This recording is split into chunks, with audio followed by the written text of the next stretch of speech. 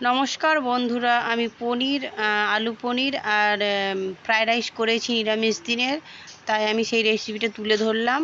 তো পুরো ভিডিওটা দেখুন। এখানে বিনস, গাজর, টমেটো, পনির আর ধনেপাতা নিয়ে নিয়েছি। এখানে ভাত আমার হয়ে গেছে। ফ্রায়েড রাইস চালের ভাত তো আলাদা পাওয়া যায়, বাসমতি চাল।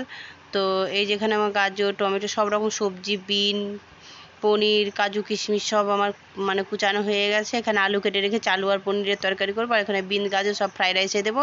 আর টমেটো, ধনেপাতা আর আলু পনির এইটা যাবে আমার আলু পনিরের দিকে। তো এখানে মশলা, আদা, জিরে, লঙ্কা, গোটা গরম মশলা, তেজপাতা নিয়ে নিয়েছি। এখানে পনিরগুলো ভালো করে লাল লাল করে ভেজে নেবো, একটু লবণ দিয়ে, হলুদ দিয়ে। তো এখানে কাজুগুলো ভেজে নিয়েছি। এখানে সব সবজি, কাজু, পনির সব ভাজা হয়ে গেছে। আলু পনিরের জন্য আমি তেলের উপরে কড়াইয়ে তেল দিয়ে গোটা গরম মশলা, তেজপাতা দিয়ে, একটু তেল কম হয়েছে তার একটু তেল দিয়ে দিলাম।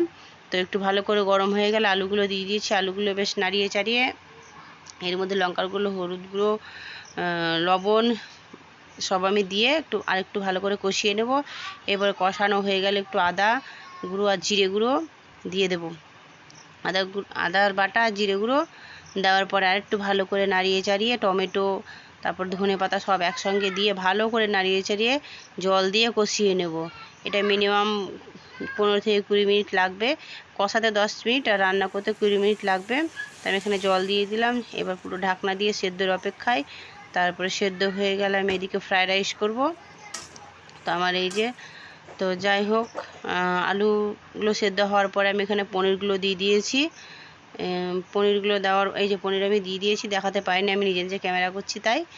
তো আমার দেওয়া হয়ে গেছে পনির, আলু পনির রেডি। এবার আমি এখানে কড়াইতে ঘি দিয়ে দিয়েছি, গরম হয়ে গেছে ঘি। গোটা গরম মশলা দিয়ে দেবো। তারপরে যে বিন, গাজর সব ভাজা ছিল সেইগুলো আমি দিয়ে দিয়েছি। আর কাজু, সব কিশমিশ সব একসঙ্গে দিয়ে এর উপরে আমি ভাতগুলো দিয়ে দেবো। যেসব জল ঝরানো ভাত ছিল। তারপরে চিনি দিয়ে দিয়েছি, একটু লবণ দিয়ে দেবো, অল্প করে লবণ দেবো যেহেতু আমার সবজিতে লবণ দেওয়া আছে। আর 1 চামচ গোলমরিচ গুঁড়ো দিয়ে দেবো। এবার ভালো করে নাড়িয়ে চাড়িয়ে কিছুক্ষণ হয়ে গেলে নামিয়ে হয়ে গেছে। এখানে আলু পনিরের তরকারি, ফ্রায়েড রাইস। এটা আমার শনিবারের মেনু ছিল, নিরামিষ দিনে আমি এটাই বানিয়েছিলাম। কি করব বলে তো স্যালাড দিয়ে সাজিয়ে নিয়েছি থালা।